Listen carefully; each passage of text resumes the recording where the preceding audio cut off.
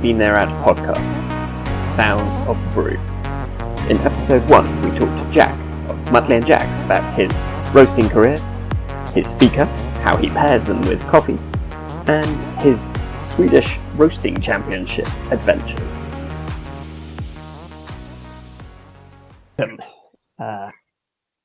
Can you start by giving us a bit of an introduction? Who are you?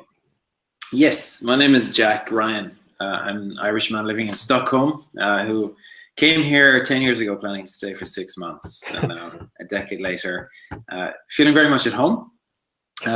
Most of my life here I've worked with various non-profit organizations, but about 3 years ago I started feeling the pull towards specialty coffee. And about 2 years ago, I started making some serious movements towards making that my career, my profession.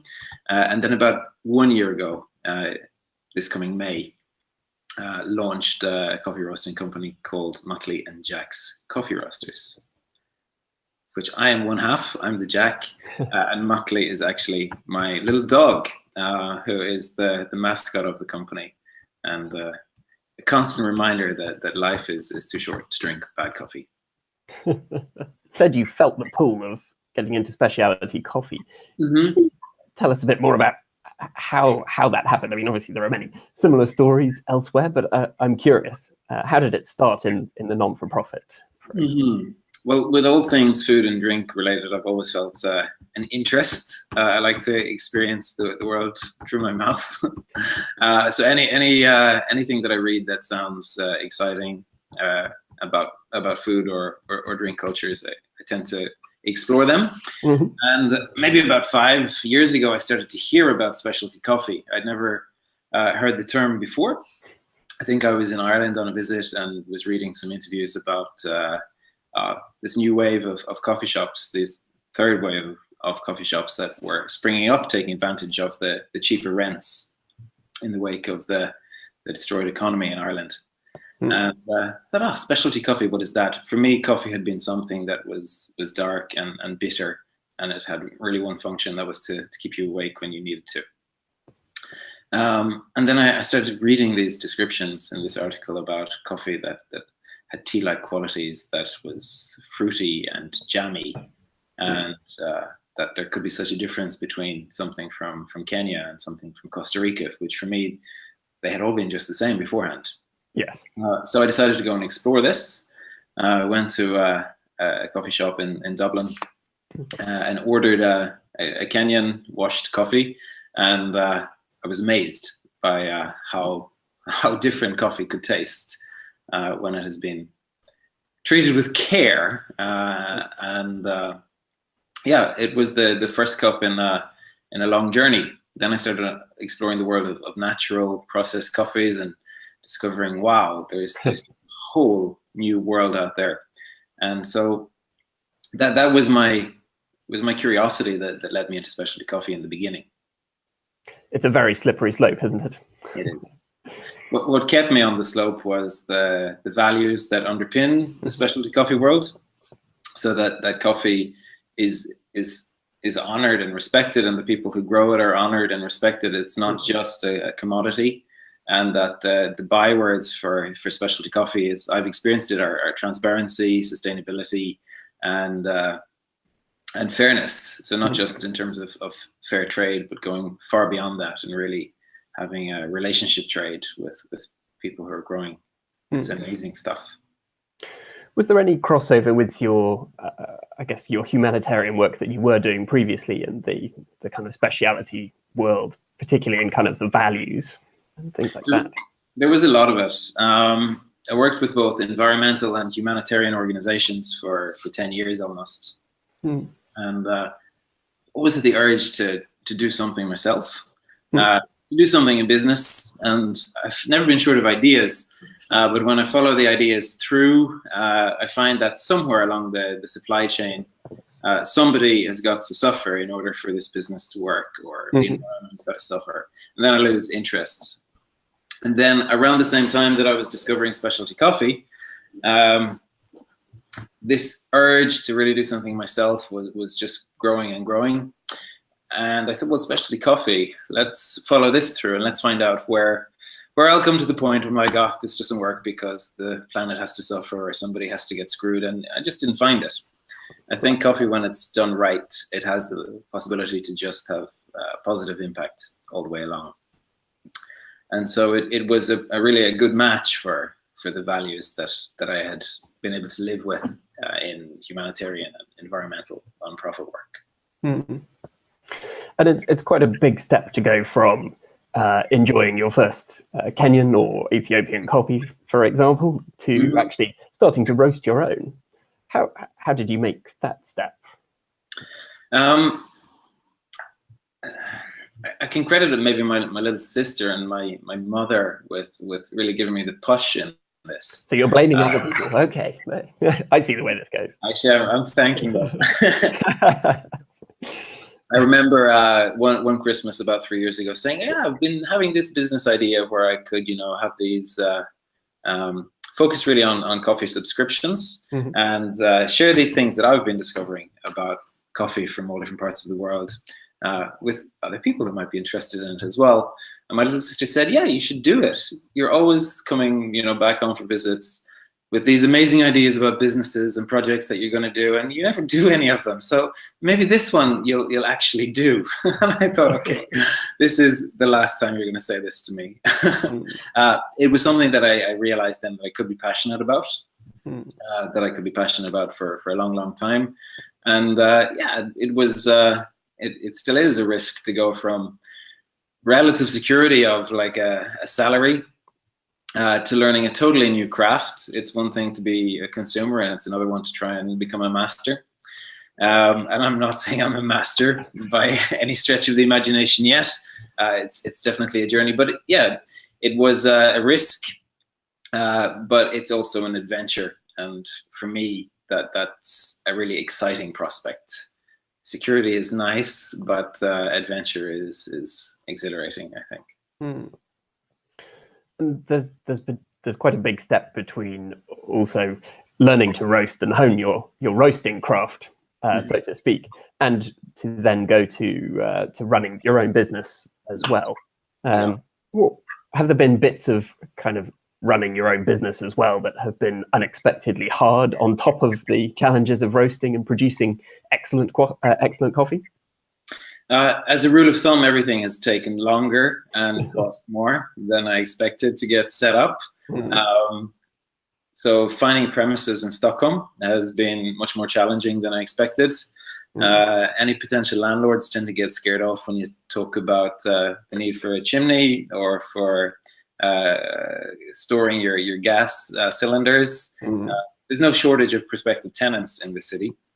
And so it's always easier to find somebody who's going to set up a hairdresser or an office. And so I lost a lot of, or I followed a lot of potential premises through until, the landlord got cold feet.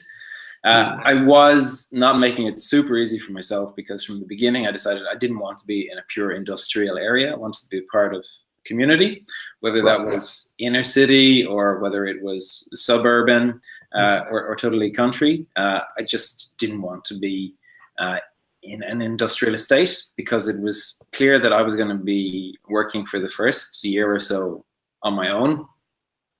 And I just thought it would be a little bit lonely to be there.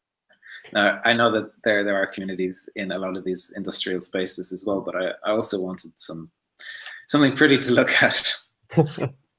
Surely Muttley keeps you company as well. He does. He finds it really boring to be around the roasting premises. He's not allowed to come too close because of the food and health safety. It's a bit cold for him. And so, he finds it pretty boring. So he's happy to hang out on the admin days when I'm usually working from home. On the sofa, but otherwise he has a gang that he goes out with for 4 hours every day, so that's where he is now. But yeah, he's good company, so I'm not completely alone. And you have recently moved to a new roastery premises. You managed to find one, I understand. Yes, so we've gone really rural, you might say. We are on an island in the Stockholm archipelago. The island is home to about 1,000 people.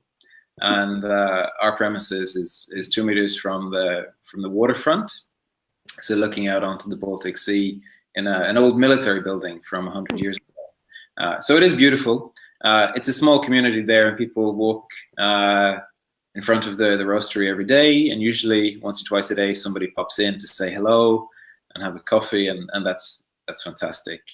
And the view is, I feel like I might be the roaster in Sweden who's got the best view from their roasting machine.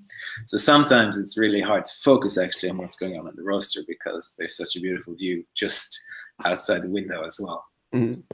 We saw some of your Instagram stories and videos of the view, and it does look incredible.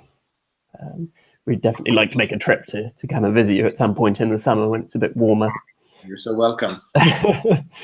It's although it's an interesting something that has just occurred to me in Sweden, and especially the temperature difference from kind of the peak of winter to the height of summer, if there is such a thing.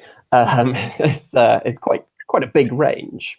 Is there anything special that you have to do for kind of temperature stability when you're roasting to help deal with the fact that the ambient temperature is so varied?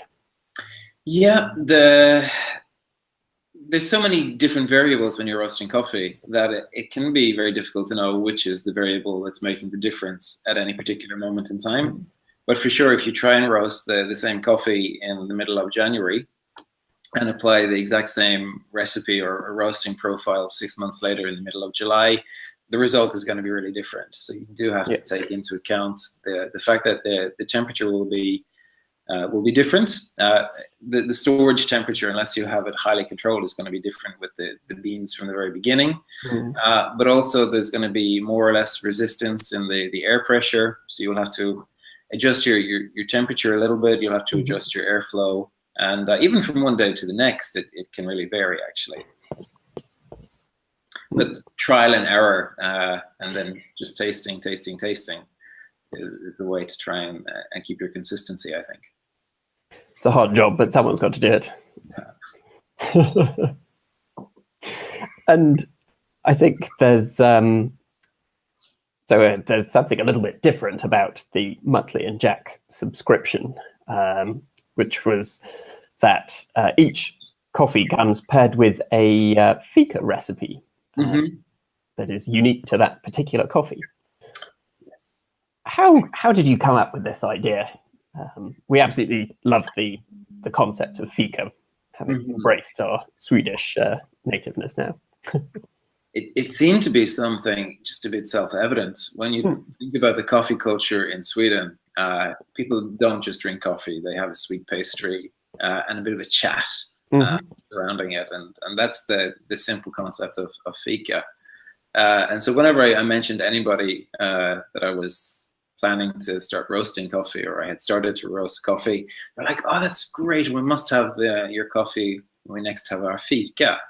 And so I thought, well, it would be really interesting to apply like a flavor matching idea to the coffee that we roast. And so we just because we have a new country every month that we profile, we get to know it quite well, and they usually have a very unique flavor profile, and just thought this could be really interesting to experiment with, to see if we can match a simple to bake, so the recipe can fit on the back of a postcard, a cookie or cake or something that will just elevate the experience of both the cake and the coffee itself, and it's fun. And what do you look for when you're matching Fika to the coffee, the taste notes and the flavor profile? Either a complement or a contrast to the flavor of the coffee, and something that's not going to dominate the coffee.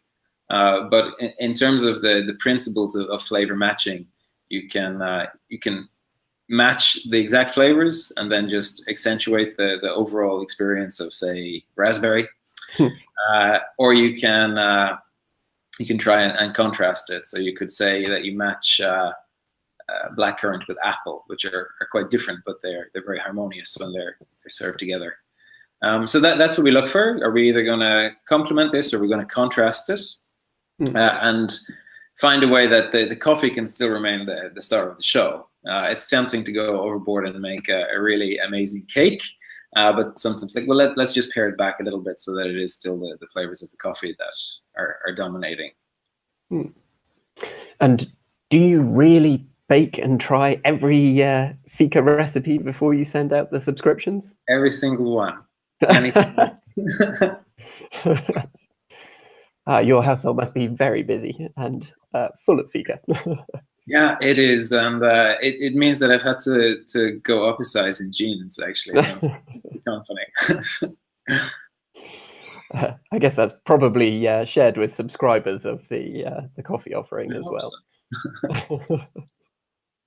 And have you had a favorite coffee and Fika pairing combo so far of the series? Yes, I have.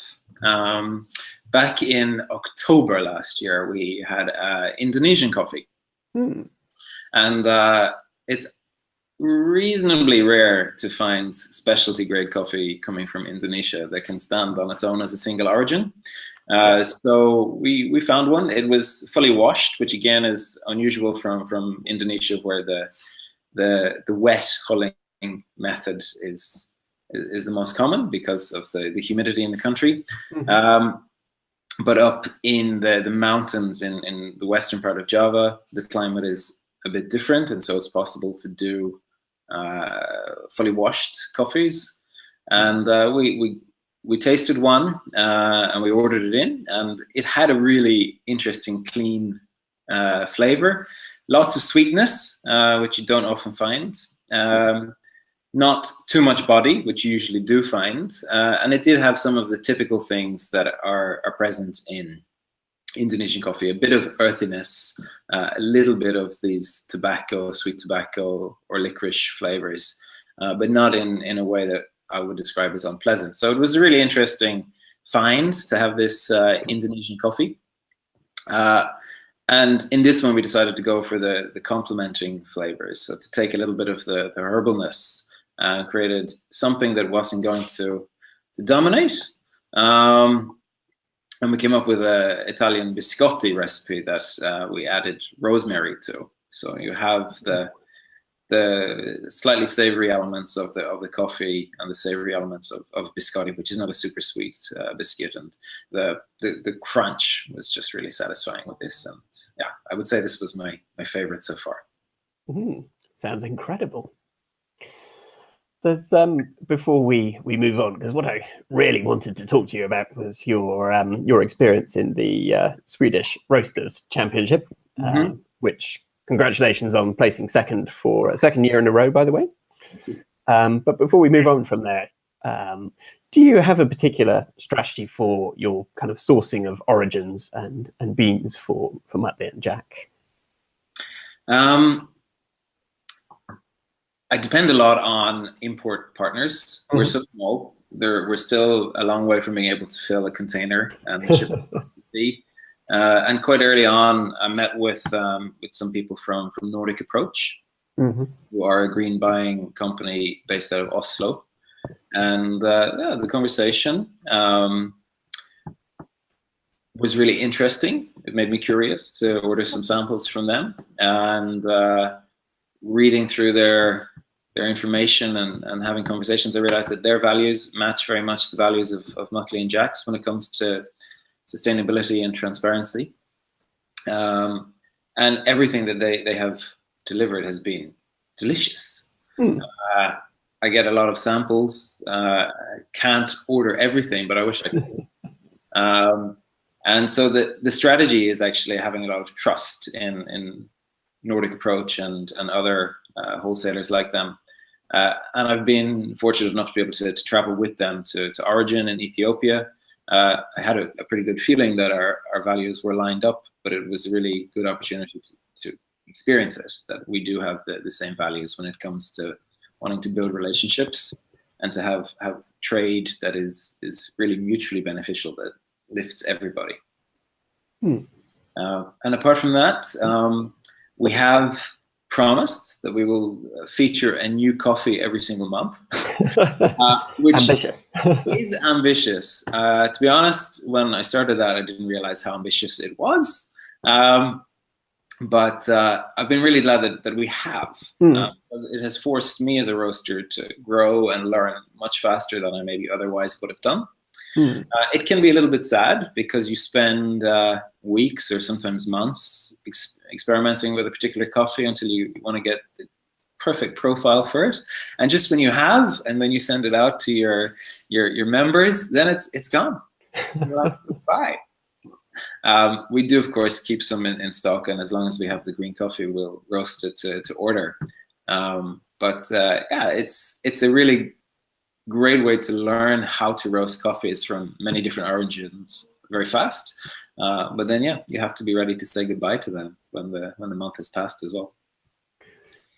Fleeting, but very delicious and fleeting, I'm sure. Excellent.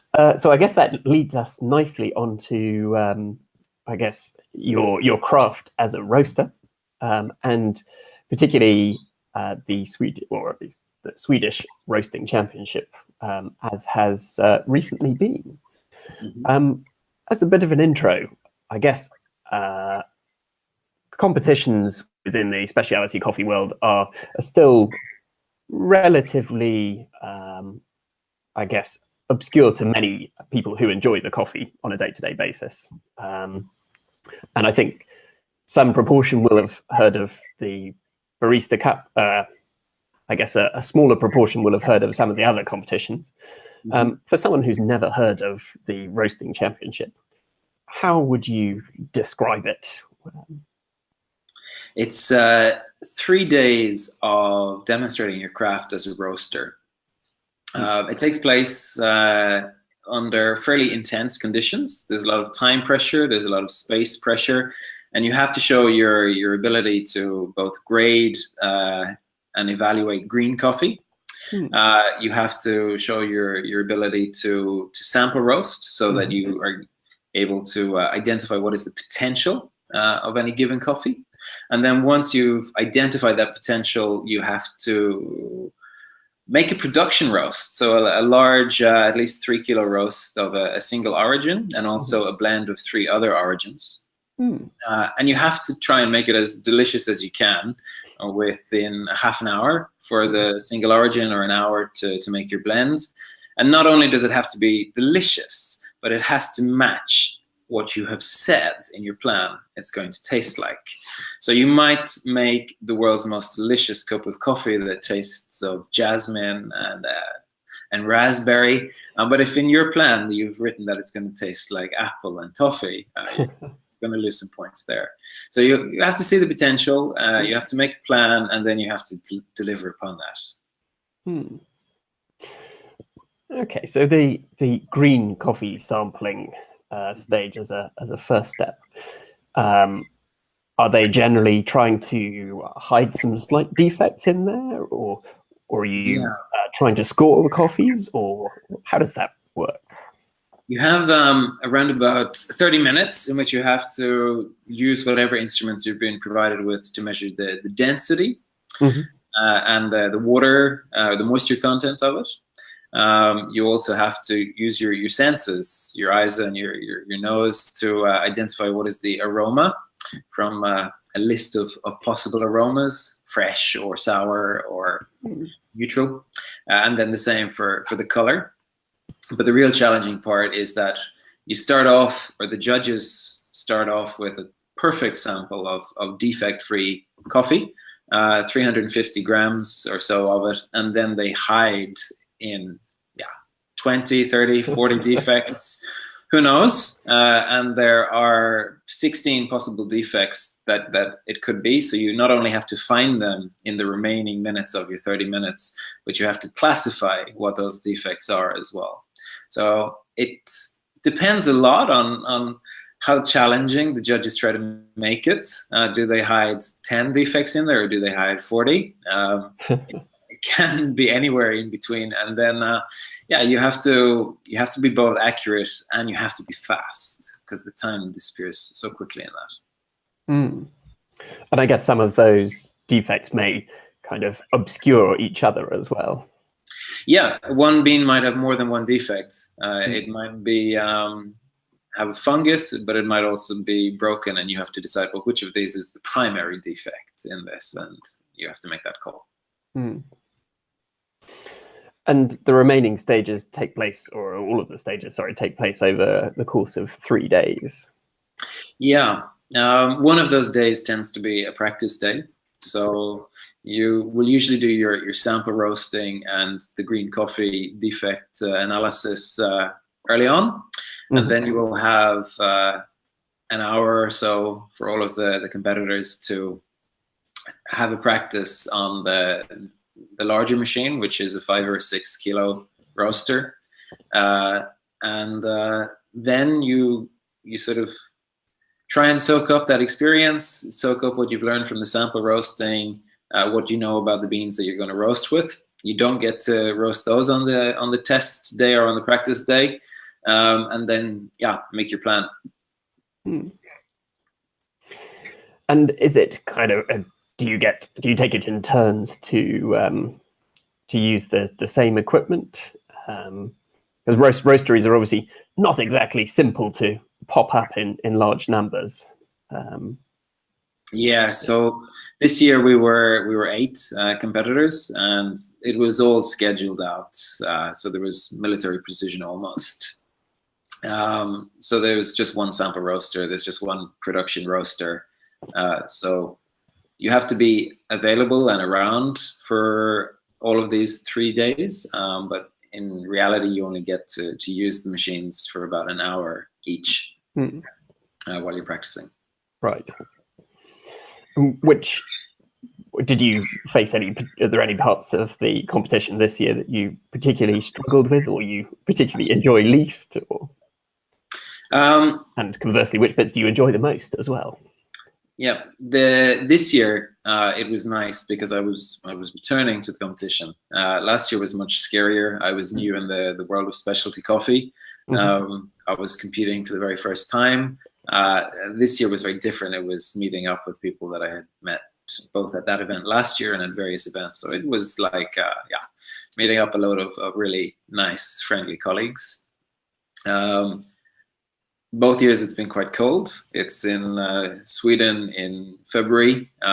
Roasteries at the best of times can be cold places, so it's a struggle to deal with the temperatures.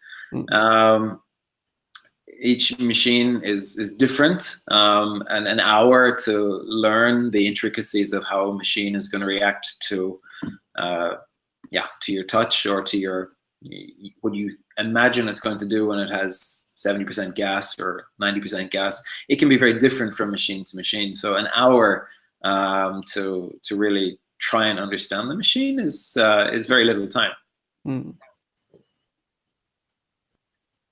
Yes, definitely. And you, I believe, managed to achieve second place again this year, which is very good news indeed. Yeah, it was really nice confirmation that it wasn't a one-hit wonder last year. I managed to bring a lot more experience this year. Last year I was still very, very new to roasting, and I signed up last year almost as a way to force myself to learn as much as I could in a very short period of time. And it was really a great surprise to do so well and to come home with silver medal. This year I had an extra year to really put in a lot of time. There was a lot more people competing this year. So to be able to keep second place it felt really great as well. And to come second to Joanna, who was the winner this year and has come second and third in the World Roasting Championship. I mean, there's absolutely no disgrace in that. So I was thrilled. No, none at all whatsoever. And there's how did you approach training for this type of event?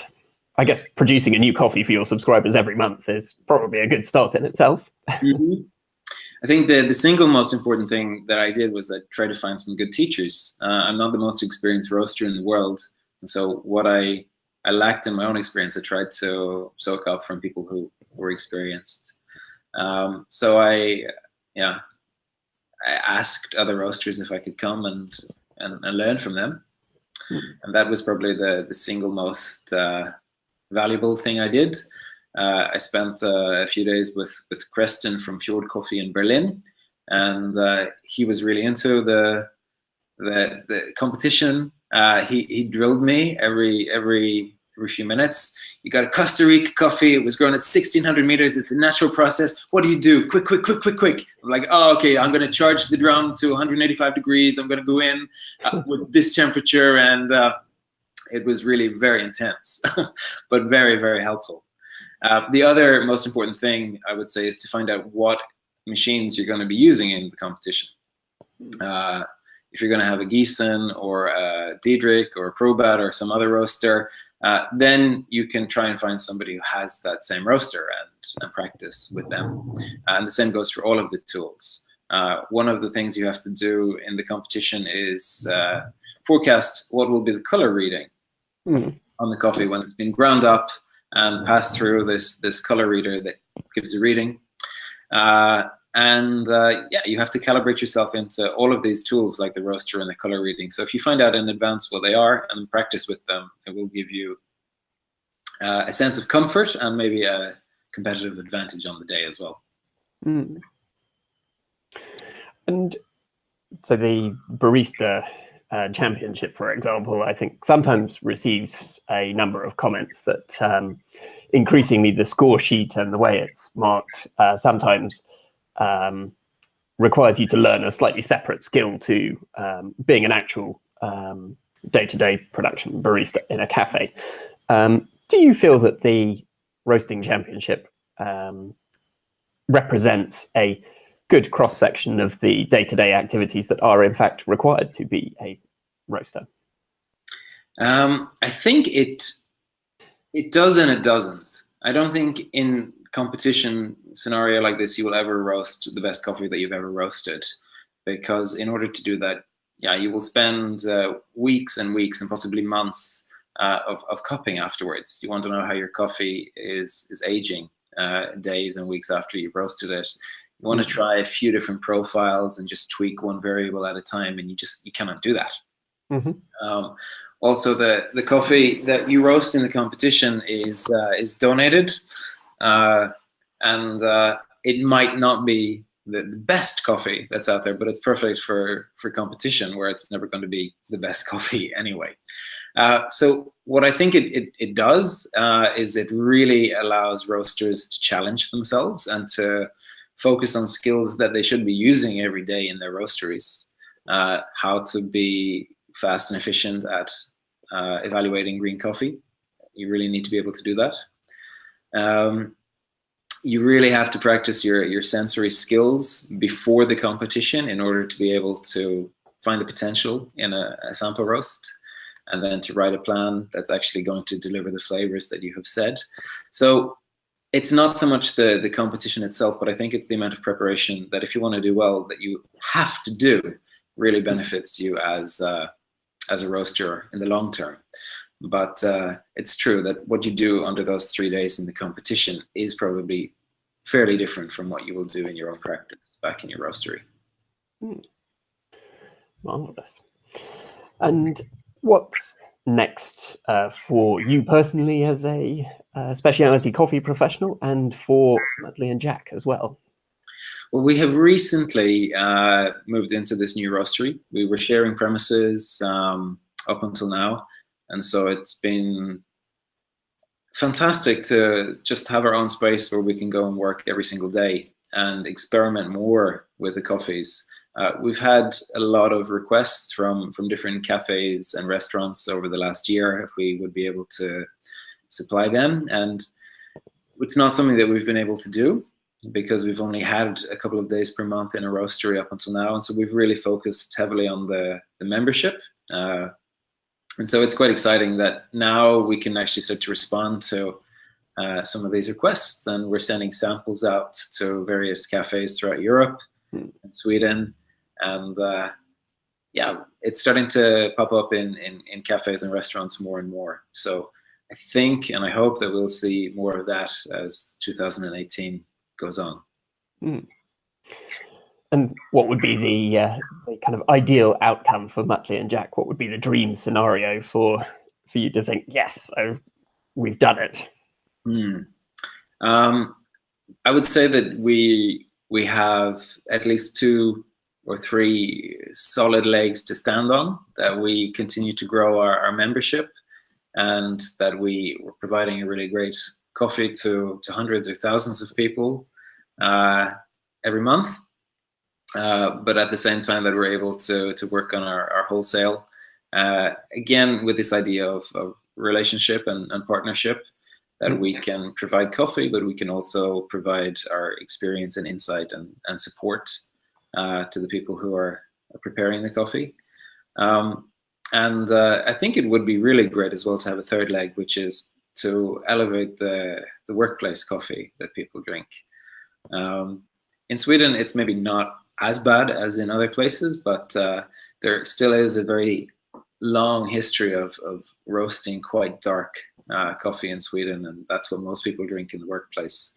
So I think it would be really interesting to see if people want to drink specialty coffee more in the workplace. Well, thank you very much for your time, Jack. That has been wonderful to talk to you and find out more about it, about your career and about your journey so far.